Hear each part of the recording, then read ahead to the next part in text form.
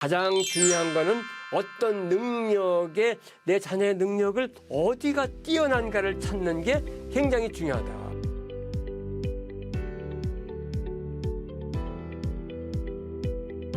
자녀의 어떤 가지고 있는 고유한 특성을 찾아서 21세기형 자녀로 만들자는 게 제가 이제 세 번째 강의를 했고요. 세 번째 강의에서는 특히 이제 부모님들이 어떻게 해야 될지를, 다시 말하면 아이의 특성을 찾고 나면 아이를 어떻게 도와줄지를, 자녀의 특성을 개발한다, 이런 얘기를 얘기했고요. 제가 지금 강조하는 거는 인간의 능력이 다양하게 있지만 옛날에는 정보화 시대에도 일반적으로 농경 시대는 물론이겠고요. 하는 일이 굉장히 좁았잖아요. 특별한 일만 하면 되고, 특히 이제 사자를 중심으로 한 일들이 강조되던 시점도 있고. 근데 이제는 21세기가 돼가지고요. 내 자녀의 특성을 좀 제대로 찾아서 상위 5%, 아니 어떤 분야의 5%, 어떤 분야의 1%, 최소한 10%, 그러면 그 아이는 어떻다 그랬죠? 행복하고 경제적으로도 좀 윤택하고 그리고 인정도 받는, 제가 좀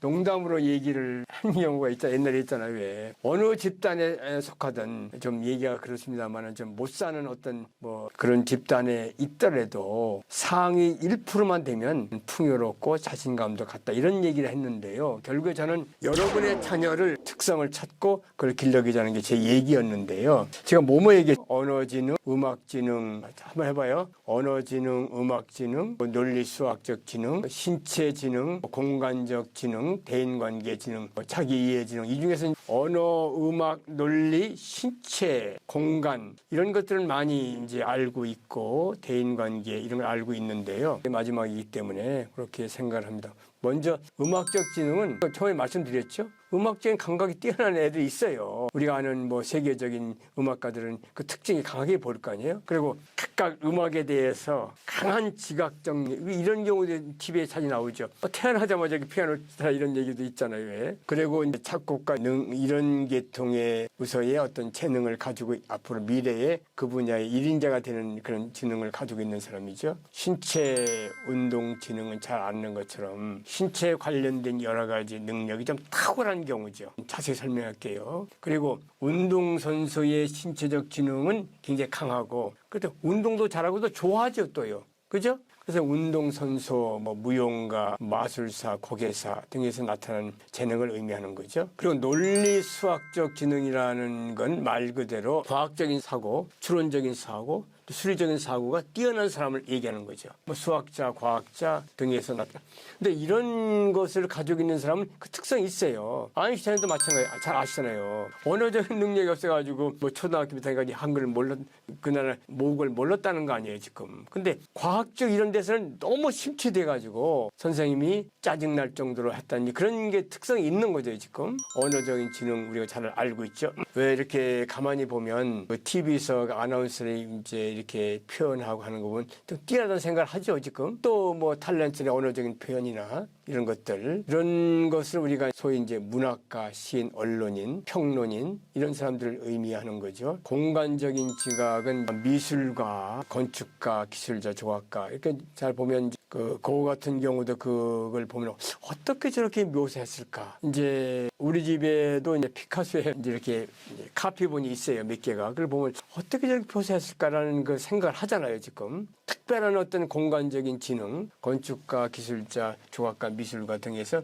볼 수 있는 거죠. 시각적인 능력이 뛰어난 경우죠. 자, 그리고 대인관계 지능, 이제 이거 뭐 타인과의 관계를, 이건 보통이죠. 요새 한참 한국의 국회의원 선거가 입법하는데 그 후보자들 보면 돌아다니면 전부 대화하고 이러잖아요, 지금. 정치가들, 세일즈맨 사상가들, 이렇게 또 내면적인 자기 이해가 높은 사람들, 심리학자, 정신과학자, 이런 사람들이요. 그 다음에 이제 자연 탐구 능력이 뛰어난 사람들. 아시죠? 누군지요? 이렇게 수의사라든지 동물원, 이렇게. 제가 지금 이렇게 하는 거를 용어를 두고 개념적으로 설명하는 게 제가 무의미하다고 할 정도로 여러분의 자녀를 보면 그 특징이 있는 거예요. 저는 친구가 참 잘 논다. 어떻게 잘 놀까? 표현이 어색합니다만 공부는 좀 못하는 편인데 그런 능력, 그걸 보이는 거예요, 지금. 어제도 제가 얘기했지만 우리 손주 중에서 지금 요번에 초등학교 들어간 손주는 밖에 나가면 이렇게 식물을 보더라도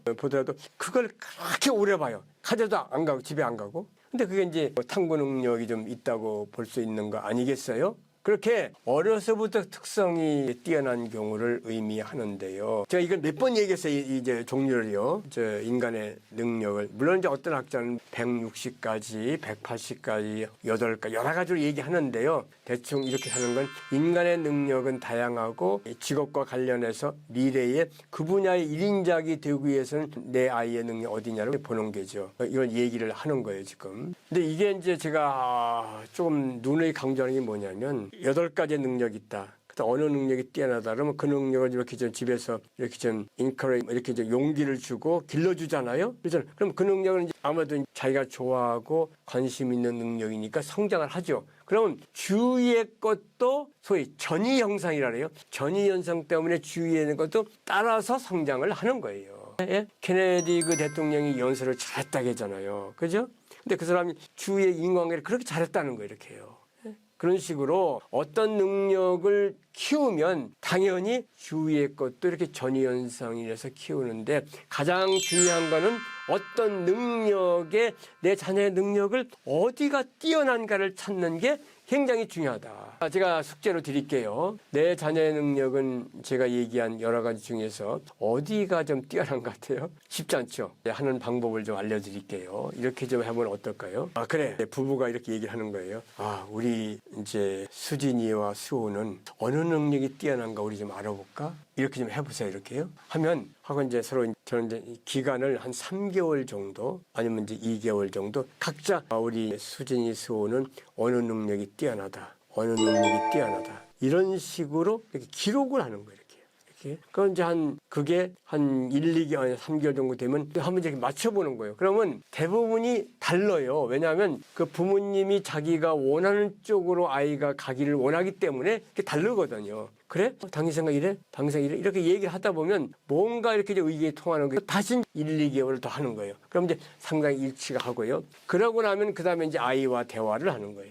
이런 식으로 자녀의 특성을 찾는 방법도 가능하고요. 또 하나 이제 그런 방법 하나 있고요. 또 하나는 뭐가 있냐면 주위 사람들을 통해서 자녀의 특성을 찾는 방법도 좋아요. 할머니, 할아버지라든지 이모라든지 주위 환경을 통해서 우리 수진이 수호는 어떤 특성이 좀 있는 것 같아요. 이렇게 지나가면서 이렇게 밥 먹을 때 얘기하는 주위의 환경을 통해서 주위의 사람들을 통해서 이제 알 수 있겠고요. 그리고 우리는 이제 체크리스트를 좀 만들 필요가 지금 얘기할 텐데요. 음악적 지능은 음악 주위의 사물을 음악적인 리듬을 가지고 만들어낸다. 그리고 소리를 잘 구별해낸다. 자신이 들은 소리나 노래를 쉽게 기억한다. 혼자서 노래 만들기, 부르기를 좋아한다. 이런 식으로 하면 조금 이렇게 이제 척도를 만드는 거예요. 1, 2, 3, 4, 5, 6 책까지 한번 해보는 거 이렇게요. 그죠? 그 다음에 이제 신체 운동은 다른 아이들보다 뭐 일찍 걷는다든지 손으로 만드는 놀이를 좋아한다든지요. 또는 체조나 무용, 줄넘기 등 신체적 활동을 좋아한다든지요. 뭐 이런 식으로 이렇게 이제 우리가 생각하면 여러 가지가 있잖아요. 제가 이제 구체적으로 말씀드리는 건 혹시 도움이 될까 해서 말씀을 드리는 거예요. 수리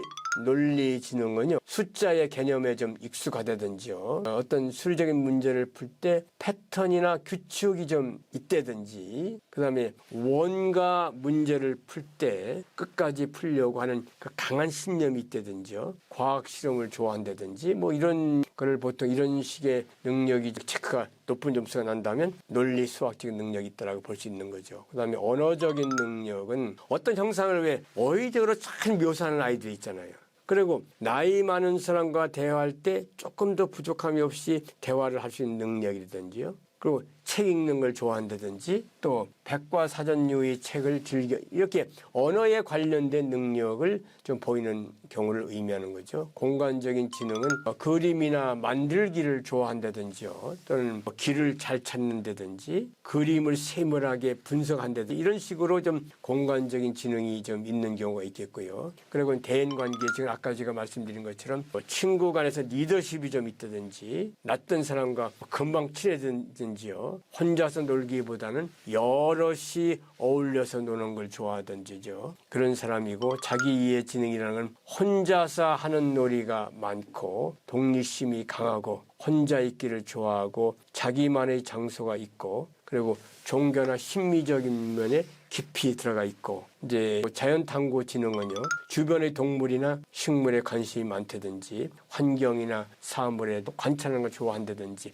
제가 이렇게 몇 가지를 설명을 했는데요 여러분이 대충 아실 거예요. 이렇게 자녀가 뭐 할 때 좀 집중적이고 뭐 할 때 좀 좋아한다든지 그런 걸 찾아서 그러면 그쪽에 능력이 있으니까 그쪽에 전 관심을 두시면 하는 바람이 강하게 있습니다. 그리고 이제 우리가 또 하나 중요할 거는 뭐냐면 이렇게 이게 지적인 능력인데요. 아이의 감정이나 정서적인 특징을 잘 알아주는 게 중요한 것 같아요. 인간이 뭐죠? 인간이요? 인간의 행동은 이제 우리가 교육학적 세 가지 얘기해요. 지적, 인지적이죠, 정의적, 감성적이죠. 세 번째 운동 기능이죠. 이 세 가지가 변화하는 게 바로 교육이거든요. 그러면 이러한 지적인 능력에 우리가 관심을 둘 때 아이가 갖는 정서적인 면, 정의적인 면도 역시 관심을 들 필요가 있다는 걸 제가 꼭 말씀을 드리겠고요. 그리고 부모님들 좀 부담감이 될지도 모르겠는데요. 아까도 제가 이제 제3부에서 말씀드린 것지만 그 일상생활에서 내 자녀가 어떤 행동을 보이는지를 좀 계속 관찰하기를 제가 누누이 강조를 하고 있어요, 지금요. 어느 면 할 때 주의 집중하는지, 뭘 할 때 상당히 좋은지, 또 또래에 비해서 내 아이는 신체 발달이 얼마나 빠른지, 다양한 언어를 구사할 수 있는지 이런 걸 다양하게 보면 내 아이의 그 특성이 어디에 높은가를 우리가 당연하게 알 수 있다라고 저는 믿고 있고 그렇게 하기를 꼭 부탁하겠고요. 그리고 이제 요 인간의 특성이요. 제가 이제 8가지를 얘기했잖아요. 그건 곧 인간의 적성과 관계되거든요. 다시 말하면 어느 능력이 있다는 얘기는 그걸 잘할 수 있다는 미래 예언적인 특성이라고 보는 거예요. 그걸 적성이라고 얘기해요. 그러니까 미래에 어떤 특성을 강하게 가지고 있을 것인가를 제가 왜 얘기하냐면 이와 같은 적성과 특성은 곧 한 개인의 진로와 깊은 관계가 있다는 거예요. 지금 제가 몇 번 얘기했죠. 언어적인 능력 있는 사람은 어떤 직업 이렇게 얘기죠. 그러니까 이와 같은 능력은 꼭 적성이 되는 것이고 이 적성은 곧 자녀의 미래 진로와 관계되는 것이고 직업의 선택에서 크게 영향을 준다. 이렇게 말씀을 드리고 싶겠고요. 그리고 이제 그 어떤 능력이 있으면 그 일 할 때 좋아하잖아요. 그러니까 뭐냐면 그 일과 관련된 일을 좋아하는 선호도가 있게 되는 거예요. 선호도. 왜냐하면 우리가 한 일에 성공을 하려고 한다면 적성이 있어야 되고요. 당연히 있어야 되죠. 선호도가 있어야 되고 그것도 그 자체 인성이 또 있어야 돼. 인성이요. 그러니까 예를 들어서 학자를 얘기해 볼게요. 학자는 좀 이렇게 뭐를 깊이 하는 그 특성이 있어야 하잖아요. 적성이 있어야 하잖아요. 두 번째는 그런 침착하게 앉아 있고 침착하게 책을 읽을 수 있는 그런 인성이 좀 있어야 되겠고요. 그리고 그걸 또 좋아해야 돼요. 좋아하고 인성이 있고 적성이 이 세 개가 합해가지고 내 자녀의 특성을 찾게 되면 내 아이는 그 분야에서 1인자가 될 수 있지 않을까라는 생각을 제가 좀 강하게 얘기를 하고 싶겠고요. 제가 이제 끝으로 지금 마지막에 얘기하고 싶은 건 뭐냐면 내 자녀의 20년 후의 그림을 그려보자. 부모님 현재 여러 가지 마음이 있죠. 공부를 잘하는 사람은 잘하는 자녀는 잘하는 대로 어떻게 될 것인가를 걱정을 하고요. 또 못하면 성적이 좀 올라가야 할 텐데 걱정도 하고 여러 가지가 있잖아요. 지금 있는데 내 자녀의 미래는 제가 4시간에 걸쳐서 말씀드린 것처럼 내 자녀의 특성과 적성과 좋아하는 직업 이렇게 연결시켜서 자녀의 미래를 생각할 수 없을까요? 자, 내 자녀는 미래에 무엇이 될 것인가 이런 문제를 가지고 부모님들이 함께 생각하는 그런 시간을 가졌으면 저는 상당히 이번 강의의 의미를 두고 싶고요. 여러분의 자녀의 성공을 빌면서 제 강의를 마치겠습니다.